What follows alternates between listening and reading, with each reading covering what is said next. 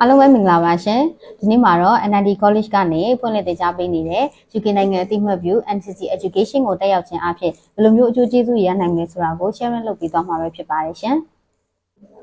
NCC Education ဆိုတာ UK နိုင်ငံအခြေစိုက်ပညာရေးအဖွဲ့အစည်းတစ်ခုဖြစ်ပြီးတော့ကမ္ဘာတစ်ဝန်းမှာရှိတဲ့နိုင်ငံတကာတက္ကသိုလ်တွေနဲ့အဖွဲ့အစည်းတွေကအသိမှတ်ပြုခြင်းကိုလက်ခံရရှိထားတဲ့ပညာရေးလမ်းကြောင်းတစ်ခုလည်းဖြစ်ပါတယ်ဒီလိုခိုင်မာတဲ့ပညာရေးလမ်းကြောင်းတစ်ခုကနေပြီးတော့ဒီပလိုမာလက်မှတ်တွေရရှိထားမယ်ဆိုရင်တင့်အနေနဲ့နိုင်ငံတကာမှာအကြောင်းမဲ့သွားတက်ချင်တာပဲဖြစ်ဖြစ်ဒါမှမဟုတ်ရင်လုပ်ငန်းခွင်ဝင်ချင်တာမျိုးမှာဆိုရင်လည်းတင့်ကိုအများကြီးအထောက်အကူပြုပေးမှာပဲဖြစ်ပါတယ်ဒုတိယတစ်ချက်အနေနဲ့ကတော့နိုင်ငံတကာမှာဖွင့်လှစ်ထားတဲ့တက္ကသိုလ်တွေမှာအကြောင်းဆက်လက်တက်ရောက်နိုင်မှာဖြစ်ပါတယ်။ NCC Education ကနေပေးအပ်ထားတဲ့ NCC Level 3 Diploma, Level 4 Diploma နဲ့ Level 5 Diploma လက်မှတ်တွေကိုရရှိထားမယ်ဆိုရင် UK,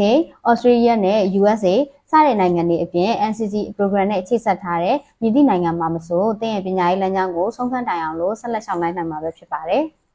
နောက်ထပ်တစ်ချက်အနေနဲ့ကတော့ပညာရေးလမ်းကြောင်းကနေပြီးတော့တဆင့်ရရှိလာမဲ့အလုပ်ကိုင်ခွင့်လန်းတွေရဲ့အားသာချက်ပဲဖြစ်ပါတယ်။ NCC Education ကနေပြီးတော့ပေးအပ်ထားတဲ့ Diploma နဲ့အသိအမှတ်ပြုလက်မှတ်တွေကနိုင်ငံတကာမှာအသုံးချနိုင်တာဖြစ်တဲ့အတွက်ကျောင်းသားကျောင်းသူတွေအနေနဲ့ဘယ်နိုင်ငံကိုမဆိုတွားရောက်ပြီးတော့လှုပ်ရှားတဲ့အခါမှာလည်းတင့်ကိုအထောက်အကူပြုမှာပဲဖြစ်ပါတယ်ရှင်။